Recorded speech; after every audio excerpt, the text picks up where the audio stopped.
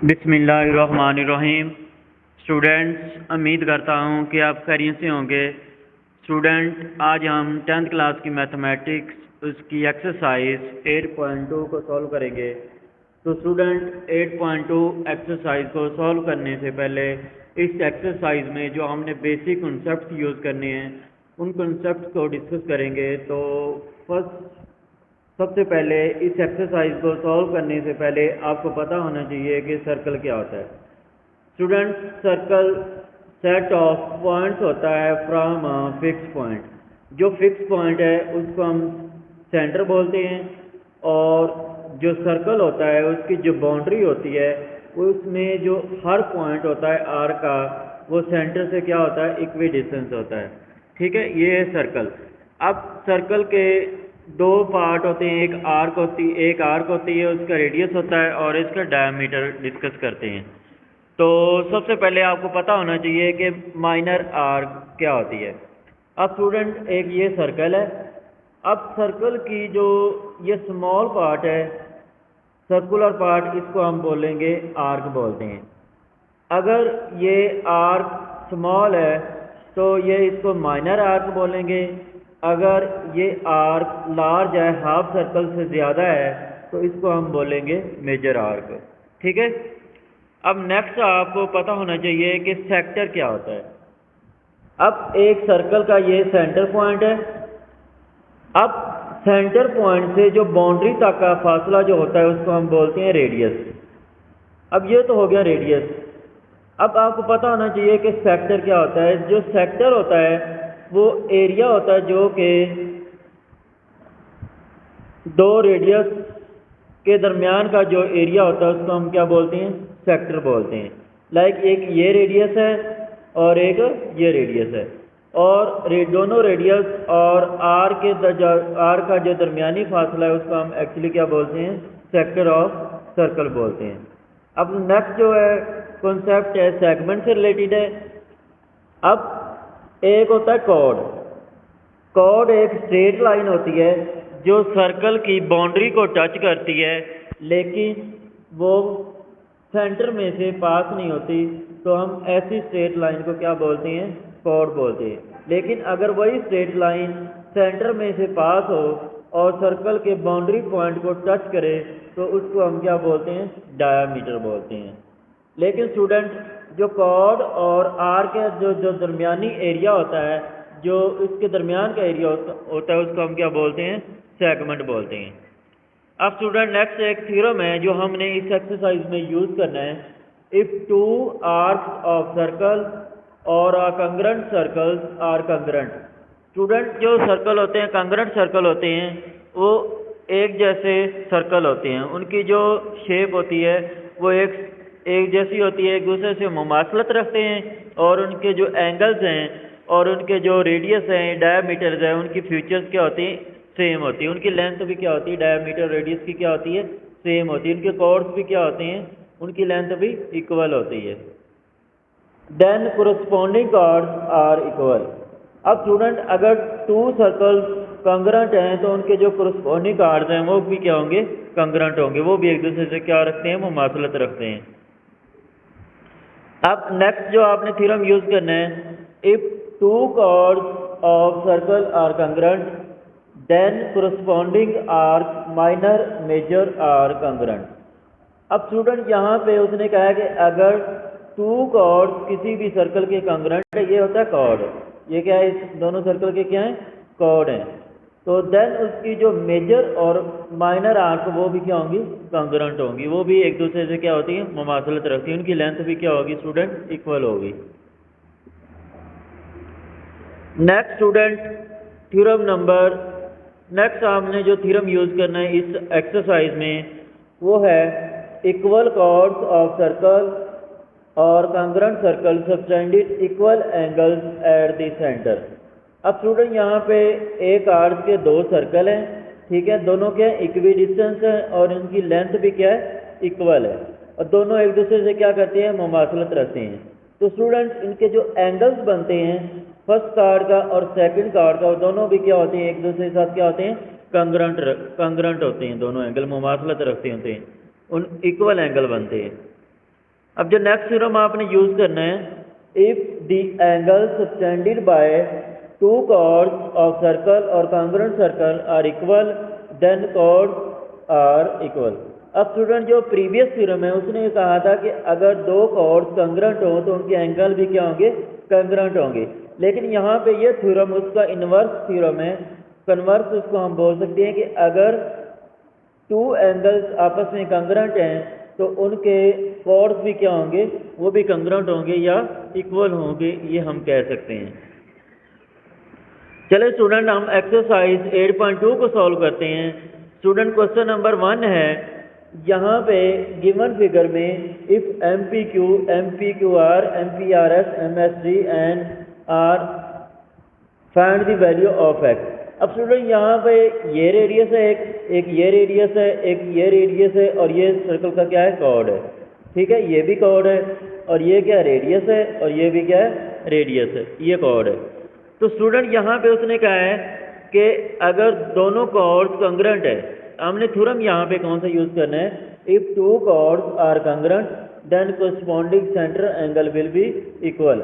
अगर स्टूडेंट दोनों कॉर्ड्स क्या हैं, कॉन्ग्रुएंट है, उनकी लेंथ इक्वल है, उनकी मेजरमेंट सेम है, तो उनके कोरस्पॉन्डिंग एंगल भी वो क्या होंगे, सेम होंगे। ये जैसा कि मैं आपको पहले ही थ्योरम में डिस्कस कर चुका हूँ आपके साथ। अब स्टूडेंट आपने यहाँ पे फाइंड क्या करना है, यहाँ पे हमारा जो बेसिक मकसद है, हमने x की वैल्यू फाइंड करनी है। क्या फाइंड करना है, यहाँ पे जो x की वैल्यू है ना, x मतलब यहाँ पे ये जो हमारे पास कॉर्ड है उसकी लेंथ आपने फाइंड करनी है। उसकी क्या फाइंड करनी है, सॉरी यहाँ पे क्या आपने फाइंड करना है, एंगल फाइंड करना है। x यहाँ पे क्या है, एंगल है। अब स्टूडेंट यहाँ पे एक ये ट्राइंगल बन रही है, एक ये ट्राइंगल बन रही है और एक ये ट्राइंगल बन रही है। अब स्टूडेंट यहाँ पे जो एंगल्स का सम है ना, आपने जितने भी एंगल बन रहे हैं उनको ऐड करना है। क्या करना है, ऐड करना है। अब आपको पता है कि जो एक कंप्लीट सर्कल है वो एंगल कितना बनाता है, 360 का बनाता है। अगर एक एंगल, वो कंप्लीट सर्कल 360 का एंगल बन रहा है तो इसके अंदर स्मॉल कितने भी एंगल बन रहे हैं ना, उनका सम कितना होगा, कितने 360 के इक्वल होगा। अब तीनों को आपने क्या करना है, जितने भी एंगल बन रहे हैं उनको आपने क्या करना है, उनका सम क्या करना है, 360 के इक्वल रख लेने हैं और जो आपको वैल्यू गिवन है वो आपने पुट कर देनी है और रिमेनिंग आपने वैल्यू क्या कर लेनी है, फाइंड कर लेनी है। अब स्टूडेंट यहाँ पे जो एंगल है 70 का एंगल यहाँ पे गिवन है। अब थीटा को 4 टाइम्स आप क्या करेंगे, ऐड करेंगे, कितना आ जाएगा, 4 थीटा हो जाएगा। अब 70 दूसरी तरफ जाके मल्टीप्लाई होगा तो कितना आ जाएगा, 290 आ जाएगा। अब स्टूडेंट 290 को 4 पे डिवाइड करेंगे तो एंगल कितना बनेगा, 72 का बनेगा। अब स्टूडेंट नेक्स्ट आपने क्या फाइंड करना है, x फाइंड करना है, x वाला एंगल फाइंड करना है। तो स्टूडेंट यहाँ पे x आपने फाइंड करना है, तो यहाँ पे एक ये एंगल बन रहा है और एक ये एंगल बन रहा है। अब इसको आपने मतलब ये टोटल लेंथ क्या है, टोटल एंगल क्या है, x है, तो इन दोनों का सम किसके बराबर होगा, x के इक्वल होगा। तो स्टूडेंट आपने दोनों को थीटा का नाम दिया ना, वो हमारे पास अननोन एंगल है, तो यहाँ पे इसको आपने दोनों की यहाँ पे थीटा पुट कर देना है। थीटा में थीटा ऐड करें कितना आ जाएगा, 2 थीटा आ जाएगा। अब स्टूडेंट यहाँ पे थीटा आपने कितना फाइंड किया, ये हर एंगल कितना है, ये 4 एंगल हमारे पास जो अननोन थे ना उसकी वैल्यू कितनी आई है, वो 72.5 डिग्री आई है। तो स्टूडेंट आप यहाँ पे 2 को 72.5 के साथ मल्टीप्लाई करेंगे तो एक्स एंगल कितना आ जाएगा, 145 आ जाएगा। तो स्टूडेंट आप नेक्स्ट क्वेश्चन नंबर 2 को सॉल्व करेंगे। In a given figure find the value of x and y। अब स्टूडेंट ये एक फिगर गिवन है, इसके अंदर आपने x और y की वैल्यू फाइंड करनी है। स्टूडेंट यहाँ पे x क्या बन रहा है, यहाँ पे x क्या है, एंगल है, और y यहाँ पे क्या है, आर्क लेंथ है। ये इतनी आर्क लेंथ आपने फाइंड करनी है और ये आपने यहाँ पे जो एंगल बन रहा है वो एंगल भी फाइंड करना है। तो स्टूडेंट अगर यहाँ पे आपने थ्योरम यूज़ करना है कि टू इक्वल कार्ड्स के जो एंगल्स होते हैं, सेंट्रल एंगल, वो भी क्या होते हैं, इक्वल होते हैं। स्टूडेंट अब यहाँ पे आपने कहा कि अगर कार्ड्स अगर वो उनके कॉन्ग्रुएंट है तो उनके एंगल भी क्या होंगे, वो भी इक्वल होंगे या कॉन्ग्रुएंट होंगे। अब स्टूडेंट यहाँ पे जैसा कि आपको मालूम है कि ए बी कार्ड, एक ये कार्ड और एक ये कार्ड, ये तीनों क्या हैं, इक्वल हैं। अगर तीनों इक्वल हैं तो हम कह सकते हैं स्टूडेंट कि तीनों एंगल भी क्या हैं, इक्वल हैं। ठीक है, अगर तीनों एंगल इक्वल हैं, आपने एक्स फाइंड करना है, तो तीनों एंगल की जहाँ इक्वल किसके रख सकते हैं, आपने एक्स के बराबर इसको रख लिया। अब स्टूडेंट तीनों एंगल अगर इक्वल है तो हम इनको क्या कर सकते हैं, ऐड भी कर सकते हैं। ठीक है, तीनों एंगल्स को। अब स्टूडेंट यहाँ पे हमारे पास एक एंगल गिवन है, एक एंगल गिवन है, वो कितना है, 154 का एंगल गिवन है। तो स्टूडेंट जो एंगल गिवन है उसकी वैल्यू आपने क्या पुट कर देनी है, 154 पुट कर देनी है। और इन दोनों एंगल का सम कितना है, 154। ठीक है ना, दो एंगल का सम। अब जो थर्ड एंगल है वो आपने एक्स अज्यूम कर लिया। ठीक है, अब आपने एक्स यहाँ पे फाइंड करना, एक्स को दूसरी तरफ ले जाए, माइनस कर दें तो कितना आ जाएगा, 2x। 2 को नेक्स्ट टर्म में ला के क्या करते हैं, डिवाइड करते हैं, तो एक्स एंगल कितना आ जाएगा, 70 डिग्री आ जाएगा। अब नेक्स्ट आपने स्टूडेंट यहाँ पे एंगल तो फाइंड कर लिया, आपने कॉर्ड्स की लेंथ फाइंड करनी है, एक कॉर्ड की लेंथ फाइंड करनी है, आर्क जो सर्कल की मेजर आर्क है उसकी लेंथ फाइंड करनी है। अब स्टूडेंट यहाँ पे तीनों कॉर्ड क्या है, इक्वल है। अगर तीनों कॉर्ड इक्वल हैं तो यहाँ पे उसने कहा कि जो ए बी कॉर्ड है उसकी लेंथ कितनी है, 3 सेंटीमीटर है। अगर तीनों इक्वल हैं तो स्टूडेंट हम तीनों को क्या रख सकते हैं, 3 के इक्वल रख सकते हैं। अगर तीनों इक्वल हैं, ठीक है, तो तीनों का सम कितना होगा, तीनों का सम कितना होगा, 90 का होगा। तीनों का सम कितना होगा, 90 का होगा। अब दो जो उसने कहा है ना कि दो कॉर्ड है, उस दो आर्क है उसकी लेंथ कितनी है, y है। ठीक है, y है। और जो रिमेनिंग ए बी कॉर्ड है उसकी आपने क्या करनी है, वैल्यू पुट कर देनी है। इसको दूसरी तरफ ले जाएंगे तो क्या आ जाएगा, 9 में से 3 माइनस किया 6 आ जाएगा। तो ये y की लेंथ आ गई, कितनी आ गई, 6 सेंटीमीटर। अब स्टूडेंट नेक्स्ट हम क्वेश्चन नंबर 3 को सॉल्व करेंगे। Find the value of x and y in figure such that A B is equal to C D, A B is equal to B D. अब student यहाँ पे जो arc length है, ये arc length A B और C D आपस में क्या है, इक्वल है। तो स्टूडेंट आपने जो सी डी है उसकी लेंथ फाइंड करनी है, और बी सी जो आर्क है ये लेंथ, इसकी लेंथ कितनी है, 2 सेंटीमीटर, और इसकी लेंथ कितनी है, 6 सेंटीमीटर, और इसकी आपने फाइंड करनी है, जिसको आपने वाई का नाम दिया है। स्टूडेंट अगर एंगल इक्वल हैं तो हम कह सकते हैं कि अगर कोरस्पॉन्डिंग, अगर स्टूडेंट यहाँ पे कॉर्ड इक्वल हैं तो उनके एंगल भी क्या होंगे, इक्वल होंगे। स्टूडेंट अगर ए बी ये दो कॉर्ड और सी डी कॉर्ड इक्वल हैं तो यहाँ पे जो एंगल बन रहे हैं वो भी क्या होंगे, इक्वल होंगे। ठीक है, ये आपने थ्योरम यूज करना है। तो आपने यहाँ पे ना एक्स फाइंड करना है, क्या फाइंड करना है, एक्स फाइंड करना है और वाई फाइंड करना है। तो एक्स यहाँ पे क्या एंगल है। अब स्टूडेंट यहाँ पे दोनों एंगल क्या है, इक्वल हैं। अब यहाँ पे एक्स प्लस 92, ये बी डी, ये आर्क लेंथ, इसमें ये एंगल और ये एंगल दोनों को क्या करें, ऐड कर दें। ठीक है, और इसको किसके बराबर रख लें, 80 के बराबर रख लें, इधर जो 80 का एंगल गिवन है। ठीक है, अब आपने 80 के बराबर रख लिया इक्वल। अब 52 को इधर लाके क्या कर दें, माइनस कर दें, तो एक्स की वैल्यू कितनी आ जाएगी, 22 आ जाएगी। अब नेक्स्ट आपके पास कॉर्ड गिवन है। ठीक है, अब कॉर्ड क्या है, ए बी कॉर्ड की लेंथ है, मैंने आपको डिस्कस किया कि वो कितनी है, 6 सेंटीमीटर है, और बी डी कॉर्ड कितना है, 2 प्लस वाई। अब यहाँ पे ये कैसे आया, 2 प्लस वाई। अब स्टूडेंट यहाँ पे ना उसने कहा है कि आपने ये आर्क लेंथ फाइंड करनी है, जिसको आपने वाई का नाम किया है। तो स्टूडेंट इसकी जो लेंथ है इसके सम और इसके सम की क्या होगी, इक्वल होगी। तो हम 2 प्लस वाई क्या करेंगे, इसको इक्वल रख लेंगे और इसके क्या करेंगे, इक्वल रख लेंगे। ठीक है, तो स्टूडेंट यहाँ पे आपने वैल्यूज पुट करनी है, वाई फाइंड करना है, 2 को तो ला के माइनस करते हैं तो वाई की वैल्यू कितनी आ जाएगी, 4 सेंटीमीटर आ जाएगी। अब स्टूडेंट नेक्स्ट क्वेश्चन नंबर 4 को सॉल्व करेंगे। 2 congruent arc in a circular track suspended at angle of 60 each at the center. If the arc length of chord circle is 10 meter, what is the length of other chord? अब student यहाँ पे ना कि दो cord है, एक ये cord है, एक ये कॉर्ड है, और उनके जो सेंट्रल एंगल है वो कितना बन रहा है, 60 का बन रहा है, और इस कॉर्ड की लेंथ कितनी है, 10 मीटर है। अब स्टूडेंट यहाँ पे वो थ्योरम आपने यूज करना है, अगर सेंट्रल एंगल इक्वल है तो जो कॉर्ड है वो भी क्या होंगे, इक्वल होंगे। तो स्टूडेंट यहाँ पे आपने कहना है कि दोनों एंगल क्या इक्वल हैं, तो इसके करस्पॉन्डिंग कोड भी क्या होंगे, इक्वल होंगे। अब स्टूडेंट दोनों कोड को आपने क्या कर लेना, इक्वल रख लेना है। अगर ए बी कोड कितना है 10 मीटर है, तो बी सी कितना होगा, वो भी क्या होगा 10 मीटर होगा। ठीक है। अब स्टूडेंट हम नेक्स्ट क्वेश्चन नंबर 5 को सॉल्व करेंगे।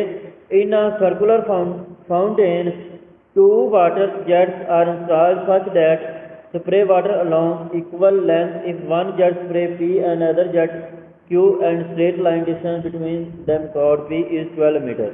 What is the straight line distance RS and covered by the second spraying along RS which is congruent to the arc PQ? अब स्टूडेंट यहाँ पे ना उसने कहा है कि एक सर्कुलर ट्रैक है, यहाँ पे दो जेट उसने यहाँ पे दो ना क्या लगा इंस्टॉल किए हुए, स्प्रे वाटर स्प्रे इंस्टॉल किए हुए, एक पी क्यू है और एक क्यू है, और उनकी पी और Q spray between and straight line distance between chord P Q is 12 metre. अब एक ये इसके कॉर्ड बन रहा है और एक ये कॉर्ड बन रहा है। ठीक है। अब स्टूडेंट दोनों का डिस्टेंस कितना है, 12 मीटर है। कितना है, 12 मीटर। तो in a circle of 2 arc congruent then their corresponding chords क्या होंगे, वो भी क्या होंगे, कंग्रेंट होंगे। अब स्टूडेंट हमने कहा है कि दोनों आर्क क्या है, कंग्रेंट है, तो उनके करस्पॉन्डिंग आर्क भी क्या होंगे, कॉन्ग्रेंट होंगे। अगर एक आर्क 12 मीटर है तो दूसरा भी क्या होगा, 12 मीटर ही होगा। अब स्टूडेंट नेक्स्ट क्वेश्चन नंबर 6 को सॉल्व करेंगे। इन अ सर्कुलर पार्क, एक पार्क है जो सर्कुलर पाथ में है, 2 pathway A B and C D are both straight line. अब यहाँ पे दो रास्ते बनाए हुए उन्होंने, जहाँ पे लोग क्या करते हैं, वॉक कर सकते हैं, और दोनों स्ट्रेट लाइन में है, और लाइक वो क्या है, कोड बन रहे हैं।